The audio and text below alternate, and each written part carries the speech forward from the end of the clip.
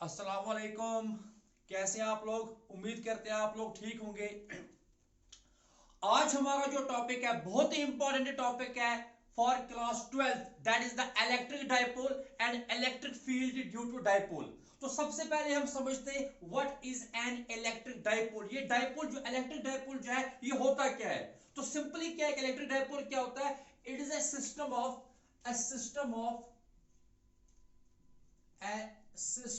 of two equal and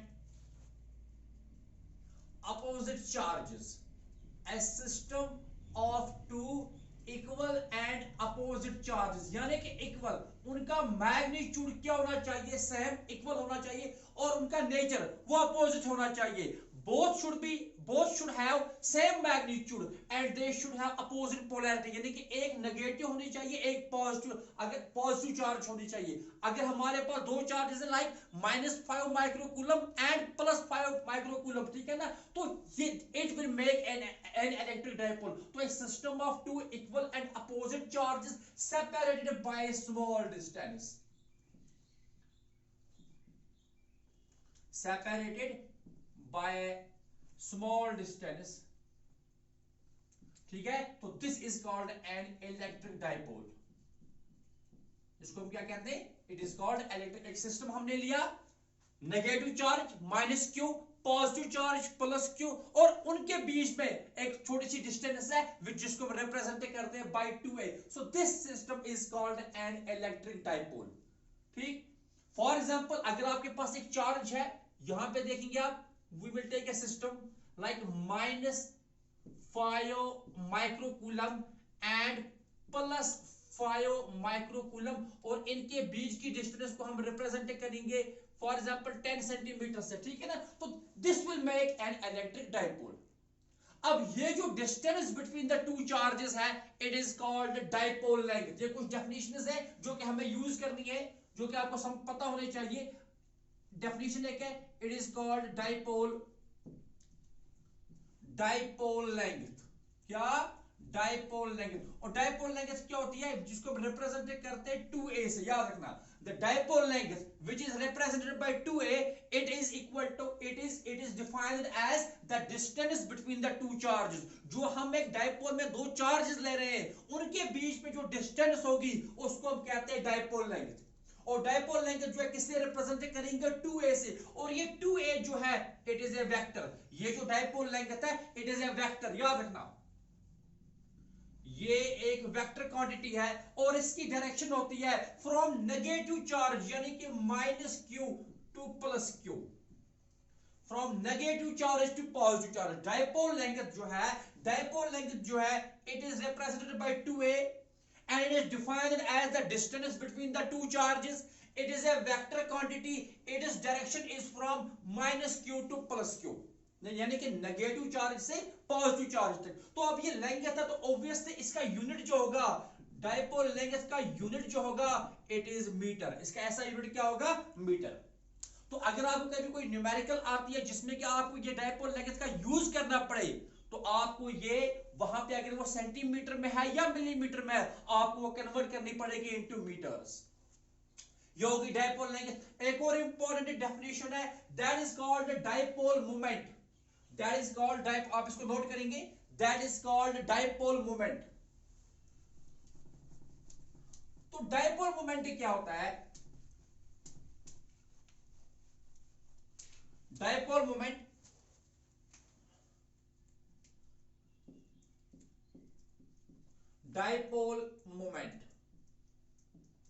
ठीक, dipole moment जो है इसको हम रिप्रेजेंट करते हैं P से। तो ये होता है product of magnitude of either charge, कोई भी एक चार्ज, क्योंकि दोनों चार्जेस का मैग्नीट्यूड सेम होगा, इनके साइन अपोजिट है लेकिन मैग्नीट्यूड क्या है? सेम। कोई भी चार्ज लीजिए आप, किसी भी चार्ज का मैग्नीट्यूड लीजिए, उसको मल्टीप्लाई कीजिए the distance between the to charge. तो डाइपोल लेंथ जो है ये डाइपोल मोमेंट जो ये P से रिप्रेजेंट होगा, ये बराबर होता है product of magnitude of either charge, यानी कि दोनों चार्जेस का मैग्नीट्यूड कितना है? Q। इसको मल्टीप्लाई करेंगे हम किससे, distance between the two charges यानी कि 2a. So this is called dipole moment, the product of magnitude of either charge and the dipole length. So it is also vector. तो p जो है it is also a vector, क्यों तो scalar है, 2a vector है. तो dipole moment is also vector. इसकी वही डायरेक्शन होती है जो डाइपोल लेंथ की होती है, फ्रॉम -q to +q. कैसे डिफाइन करेंगे, product of magnitude of either charge and dipole length, it is also a vector quantity and its direction is same to the direction of the dipole length, that is from negative charge to positive charge. अच्छा, अगर आप इसको unit लिखना होगा, unit इसका, तो unit will be equal to, देखिए Q का यूनिट क्या है, चार्ज है, चार्ज का यूनिट क्या है, कूलम, तो सी, ठीक, और da सॉरी दिस 2a क्या है, it is distance between the two charges, तो ये है metre, so it is coulomb metre. इसको सेंटीमीटर नहीं पढ़ना, इट इज कूलम मीटर, याद रखना. The unit of dipole moment is coulomb metre. अब फॉर एग्जांपल अगर यहां पे देखेंगे, ये जो मैंने एक न्यूमेरिकल यहां पे एक डाइपोल बना के रखा है, एक चार्ज इसकी कितनी है -5 माइक्रोकूलम, दूसरी कितनी है +5 माइक्रोकूलम, और distance between the two charges कितना है 10 सेंटीमीटर. तो हमें बताना है find its dipole moment, find its dipole moment. शाबाश, क्या, फाइंड इट्स डाइपोल मोमेंट. तो देखिए यहां पे सबसे पहले देखेंगे 2a कितना है, यहां पे 2a, so 2a यानी कि पूरी length between the two charges, distance between the two charges, it is 10 centimetre, it is 10 centimetre. चलिए इस 10 सेंटीमीटर को एक्सप्रेस कीजिए आप किससे, इन SI, तो यह आएगा 10 इंटू सेंटी का मतलब 10 raised to power -2 metre. Okay, you can also write it is equal to 10 raised to power -1, 10 raised to power -1 metre. तो डाइपोल लेंथ कितनी आ गई इसकी, 10 raised to power -1 मीटर, ठीक है. और नंबर सेकंड, प्रोडक्ट सॉरी किसी भी चार्ज का मैग्नीट्यूड, तो क्यू कितना है यहाँ पे, क्यू है 5 माइक्रोकूलम, तो वो बनेगा 5 इंटू माइक्रो कितना होता है 10 raised to power -6 coulomb. Micro कितना होता है 10 raised to power, मैंने आपको इससे पहले भी कहा है कि आपको ये प्रीफिक्सेस जो है ये याद रखने पड़ेंगे. What is the meaning of centi, what is the meaning of milli, meaning of micro, nano, pico, ये सब बहुत इंपॉर्टेंट है, ठीक है ना. तो माइक्रो का मतलब कितना होता है 10 raised to power -6. तो डाइपोल लेंथ 2a कितना आ गया 10 raised to power -1 मीटर, और चार्ज का मैग्नीट्यूड कितना आ गया 5 into 10 raised to power -6 coulomb. अब आपको P कैलकुलेट करना है, तो P किसके बराबर है, शाबाश, P किसके बराबर होता है, P की क्या डेफिनेशन है, Q इंटू 2a. Q कितना आ गया 5 इंटू 10 raised to power -6, और मल्टीप्लाई करेंगे हम किससे 2a के वैल्यू से, that is 10 raised to power -1 metre. Okay, तो ये यहां पे कूलम में है, तो आपको P का जो वैल्यू आ गया वो आ गया 5 into 10 raised to power -7 coulomb metre. So this is the dipole moment of this dipole, 5 into 10 raised to power -7 coulomb meter. Okay, so in this way we can calculate the dipole moment of an electric dipole. क्या करना है, आपको किसी भी charge का magnitude लेना है, उसको मल्टीप्लाई करना है distance between the two charges. But एक चीज का ख्याल रखना, हर एक क्वांटिटी जो है यह आपको पहले SI सिस्टम में एक्सप्रेस करनी है. Next is electric field due to an electric dipole. ये बहुत ही इंपॉर्टेंट है. Electric field due to an electric dipole. Electric field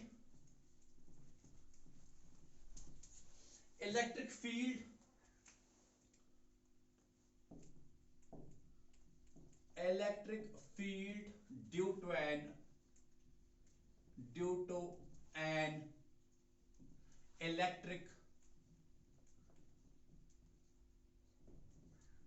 electric field due to an electric dipole. Okay, electric field due to an electric dipole. तो हम क्या लेंगे, हम एक डाइपोल लेंगे, हम देखेंगे कि इस डाइपोल की वजह से किसी भी पॉइंट पे मैग्नीट्यूड ऑफ इलेक्ट्रिक फील्ड जो है वो कितना है और उस इलेक्ट्रिक फील्ड की डायरेक्शन कितनी है। So here we will consider an electric dipole.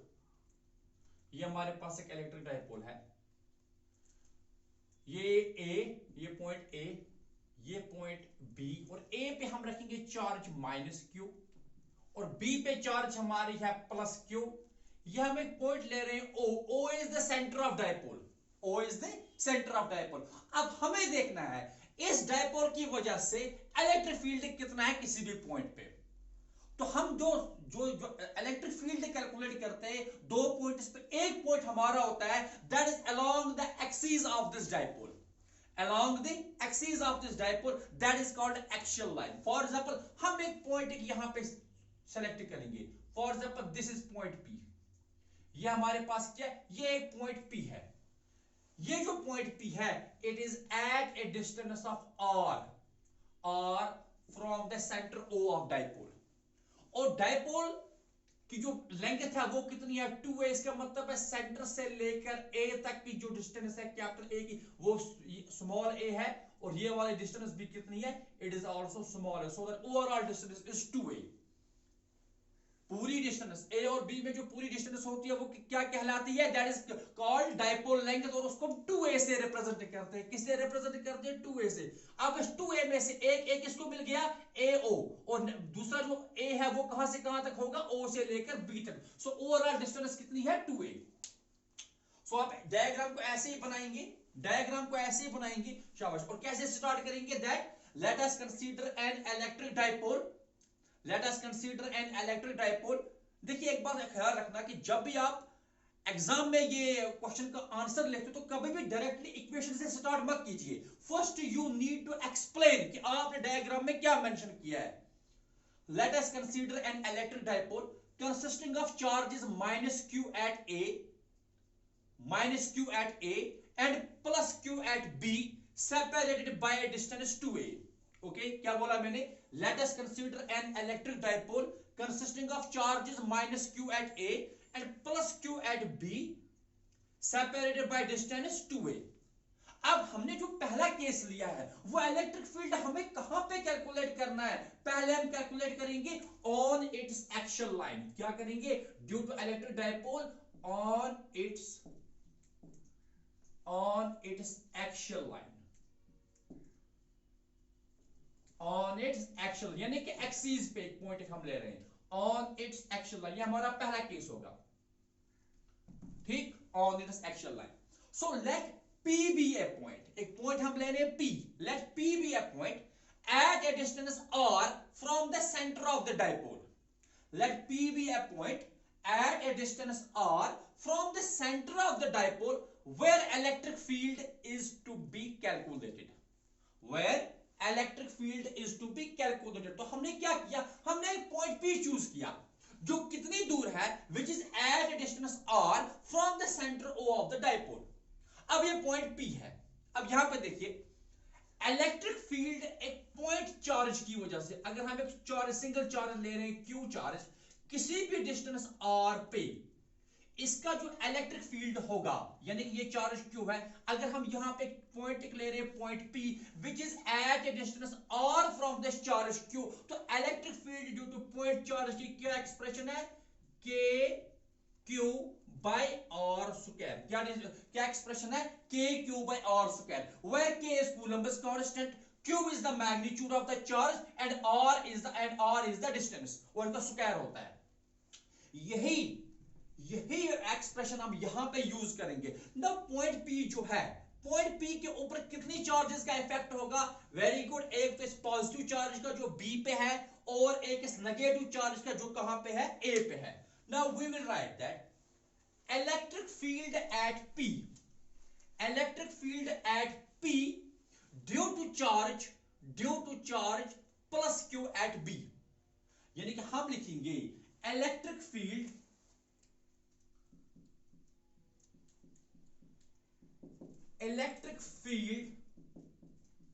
at P due to charge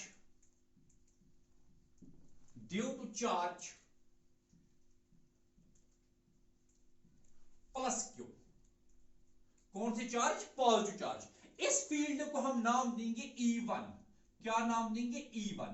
so E1 is equal to तो सबसे पहले क्या आएगा? K Coulomb's constant, then magnitude of charge. तो what is magnitude of charge? So it is simply Q and divided by positive charge से लेकर P तक की कितनी डिस्टेंस है?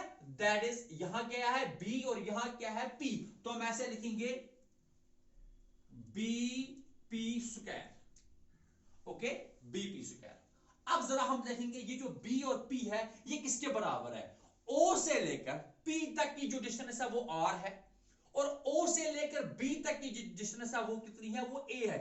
इसका मतलब है BP जो डिस्टेंस आएगी, BP डिस्टेंस जो आएगी, it is R minus A, यानी कि total distance minus the distance OB। BP किसके बराबर आई? R minus A। सिमिलरली अगर आपको A से लेकर P तक की डिस्टेंस कैलकुलेट करनी होगी, AP, इट इज यहां से यहां तक कितना है? R, और यहां से O तक कितना है? A, it is R plus A। ठीक, तो हम ऐसा लिख सकते हैं कि E1 किसके बराबर आया? K cube divided by BP whole square. तो यह आएगा K फिर Q डिवाइडेड बाय BP का वैल्यू कितना आ गया? R माइनस A, इसका होल स्क्वायर, क्योंकि एक्सप्रेशन में R स्क्वायर है। ठीक, अब जरा देखिए what is the direction of this field. ये तो मैग्नीट्यूड है, what is direction of this field? शाबाश। अब पॉजिटिव चार्ज है, तो पॉजिटिव चार्ज का electric field it is radially outwards, ये बाहर की तरफ होता है। तो ये फील्ड जो है E1, ये इस डायरेक्शन में होगा, E1, या आपका E1 होगा। ठीक, या आपका E1 होगा, इलेक्ट्रिक फील्ड वेक्टर है, इसके ऊपर इसको वेक्टर लिखेंगे तो बेहतर होगा इसके ऊपर वेक्टर लिखना, लाइक दिस। सो अब इसकी डायरेक्शन हमें मेंशन करनी है, तो हम लिखेंगे इसको इट इज अलोंग। अब जरा देखिए, it is along the direction BP। ठीक, या आप लिखेंगे it is in the direction AB, यानी कि हम लिखेंगे अलोंग AB, इसी डायरेक्शन में है, इस डायरेक्शन में। ठीक, अब हम लिखेंगे electric field at P due to charge minus Q, यानी कि ये पहला इलेक्ट्रिक फील्ड था किस चार्ज की वजह से? पॉजिटिव चार्ज की वजह से। अब आप लिखेंगे electric field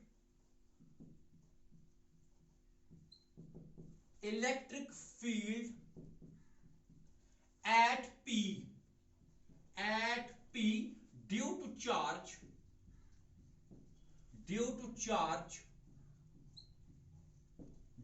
charge minus Q। शाबाश, electric field at P due to charge minus Q। अच्छा, माइनस Q का कितना फील्ड होगा? वो आएगा, उसको नाम देंगे हम E2। क्या नाम देंगे? E2। तो वो बराबर आएगा K Q डिवाइड, अब देखिए माइनस चार्ज यहां पे है, K Q हमारा एक्सप्रेशन में आ गया न्यूमरेटर में, और डिवाइड किससे करना होता है? Square of the distance. तो माइनस चार्ज से लेकर P तक की जो डिस्टेंस है वो कितनी है? AP। तो हम यहां पे लिखेंगे AP होल स्क्वायर। क्या लिखेंगे? AP whole square. तो ये बन जाएगा K Q डिवाइड हो जाएगा, AP का कितना वैल्यू है? Very good, it is R plus A।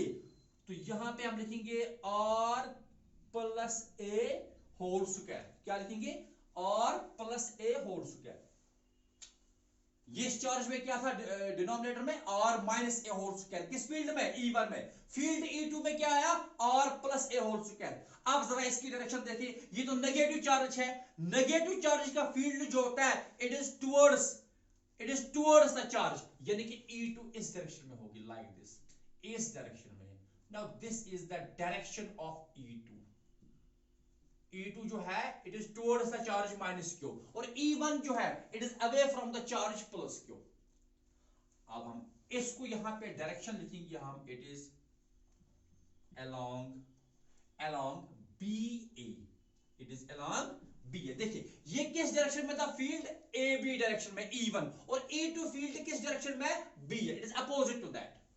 अब ये दो वेक्टर्स आ गए, ये भी वेक्टर है। अब ये दो वेक्टर्स हैं जो कि एक दूसरे के अपोजिट हैं। क्या है? ये तो एक ही लाइन के एग्जिस्ट एक्ट करते हैं बट एक दूसरे के अपोजिट है, तो कैसे हम इनका नेट कैलकुलेट करेंगे? ऑब्वियसली दैट इज, जब आपको दो फोर्सेस होंगे which are opposite to each other like 10 newton and 8 newton, तो रिजल्टेंट क्या होगा? Obviously 10 minus 8 that is 2 newton. तो अब हम यहां पे सब्ट्रैक्शन करेंगे।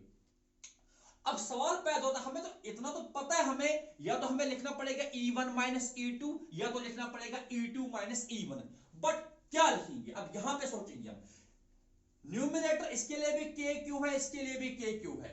डिनोमिनेटर पे आते हैं, यहां पे डिनोमिनेटर है r माइनस ए और यहां पे डिनोमिनेटर है r प्लस ए, तो इसका डिनोमिनेटर ज्यादा है तो इसका मतलब इसका मैग्नीट्यूड कम होगा। Since r plus a is greater than r minus a, it means that the magnitude of E2 is less than the magnitude of E1.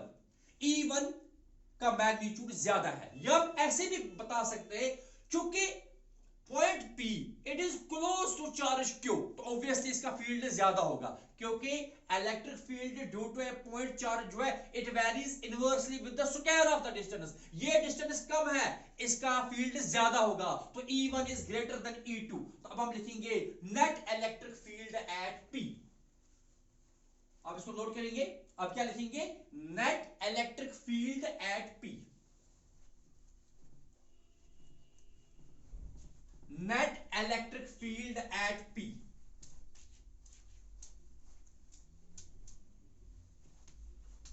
Now we will write net electric field at P. तो क्या होगा net electric field? Very good. It is E1 minus E2. देखिए net electric field यानी कि E net, शाबाश। तो क्या होगा ये? It is equal to E1 minus E2। Net electric field किसके बराबर होगा? E1 minus E2।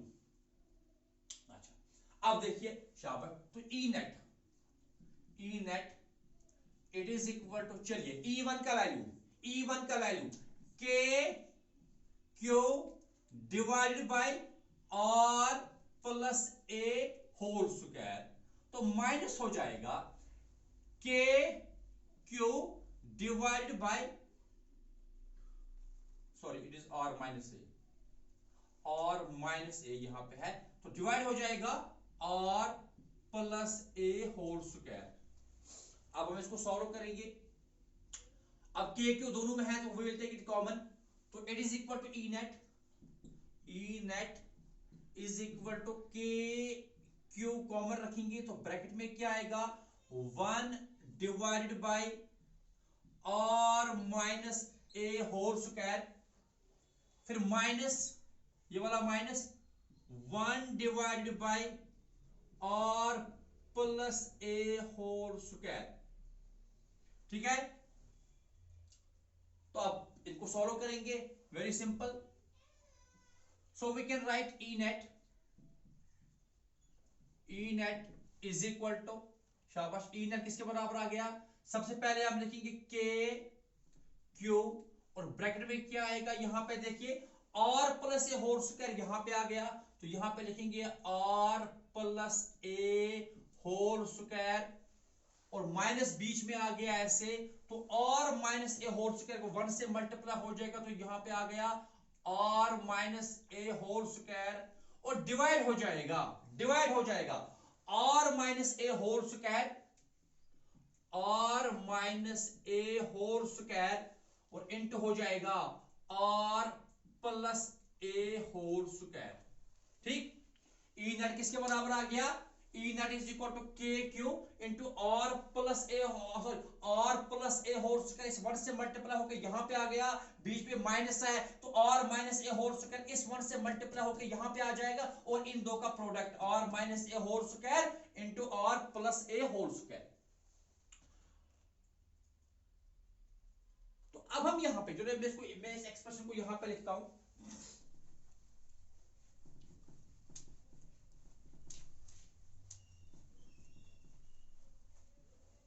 देखिए तो E नेट किसके बराबर है? E net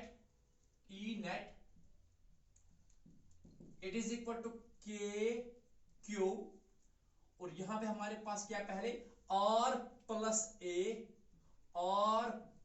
A whole square minus r minus A whole square whole divided by r minus A whole square r minus A whole square into r plus A whole square. ठीक है, ये हमारे पास expression है।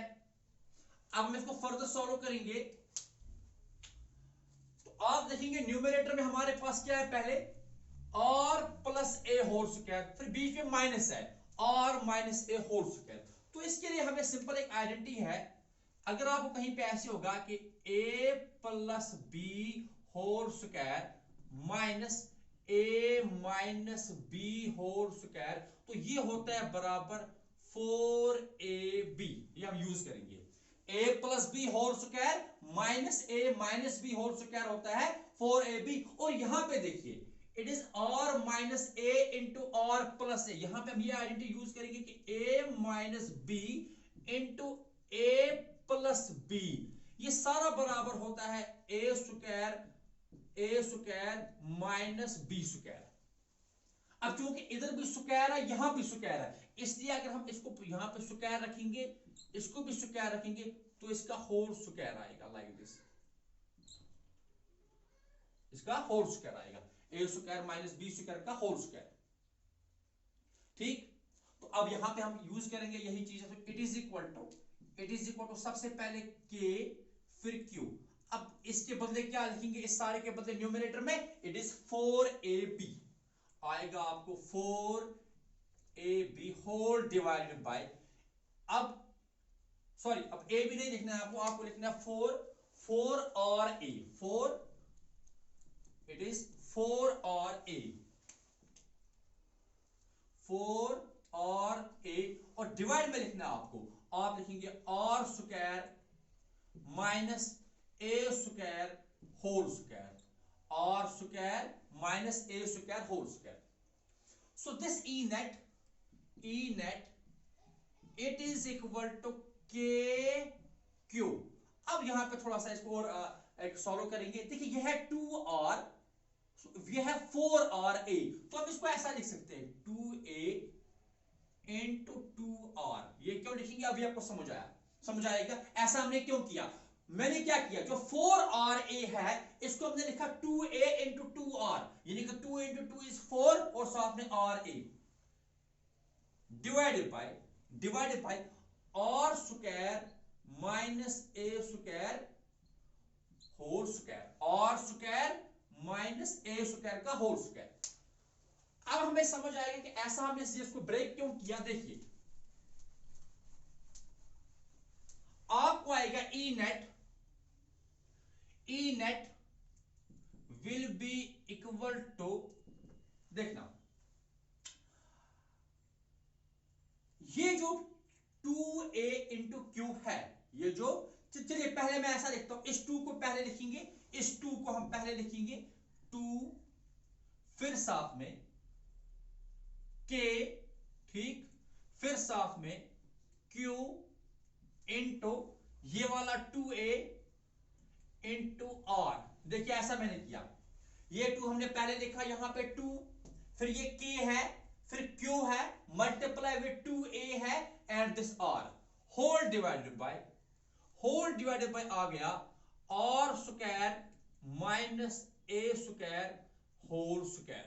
ठीक, ना इससे पहले अभी मैंने आपको पढ़ाया था dipole moment, q into 2a जो है, q इंटू 2a जो होता है ये p के बराबर होता है, यानी कि डाइपोल मोमेंट।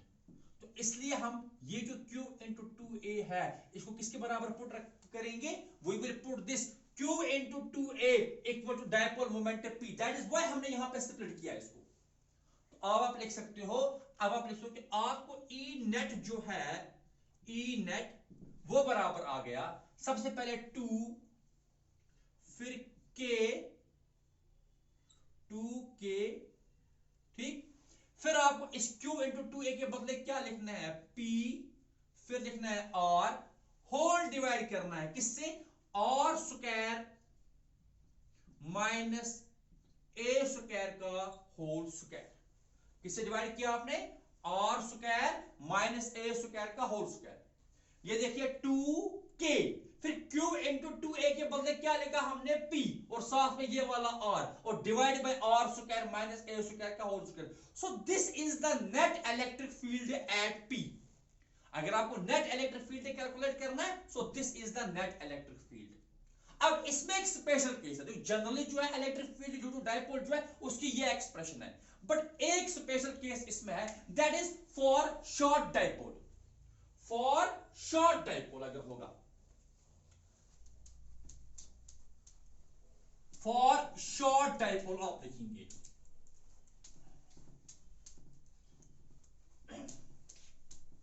हाँ, for short dipole,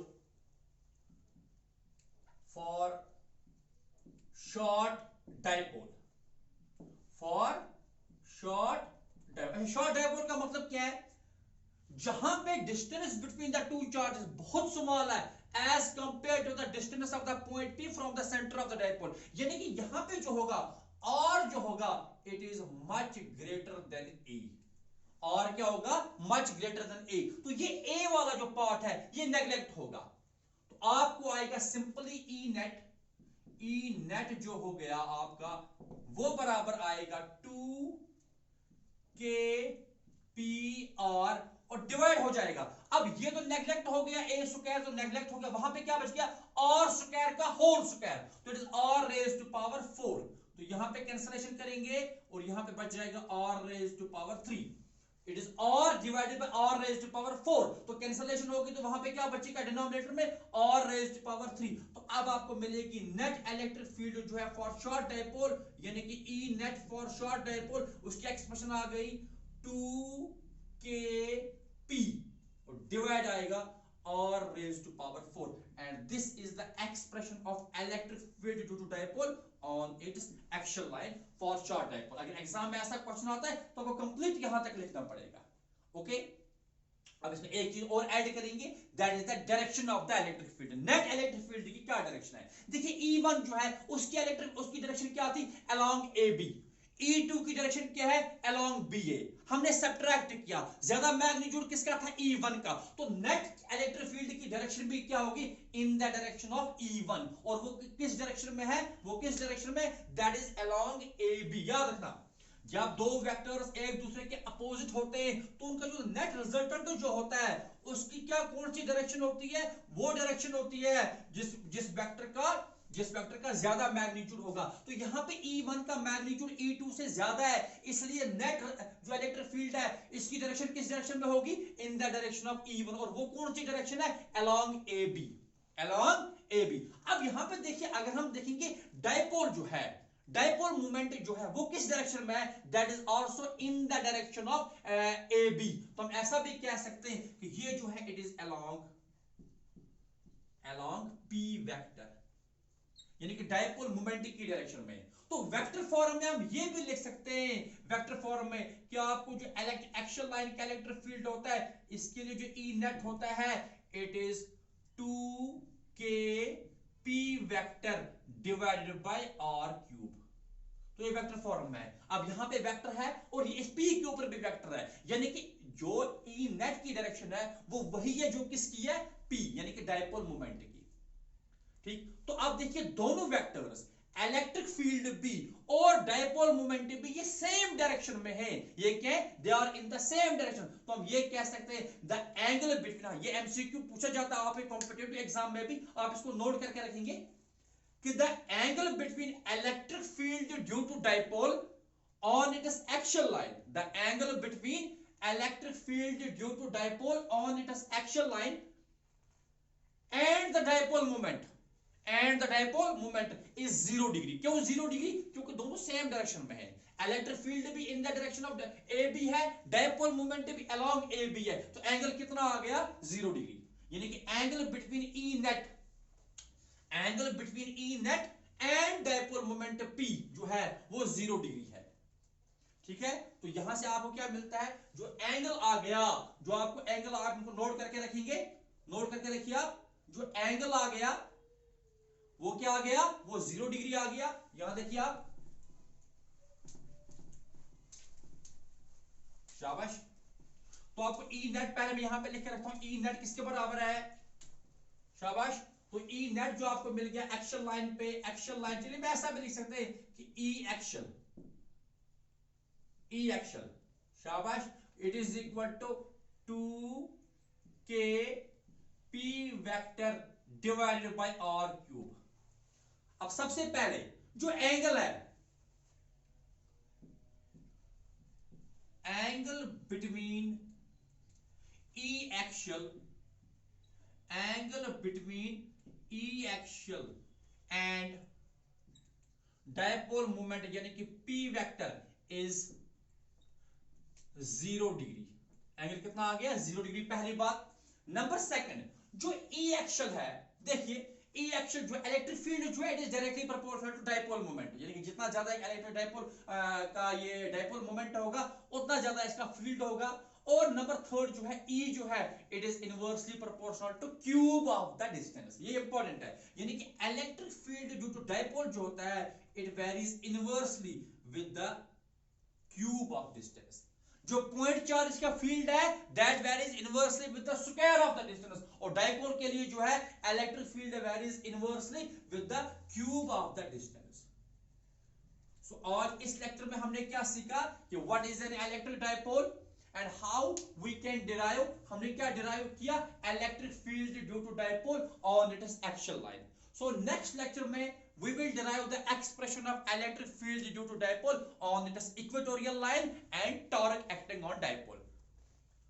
So thank you very much, I hope कि आपने इसको अंडरस्टैंड किया होगा, ठीक है। तो आगे के लेक्चर्स भी आप तक पहुंचेंगे। Thank you very much.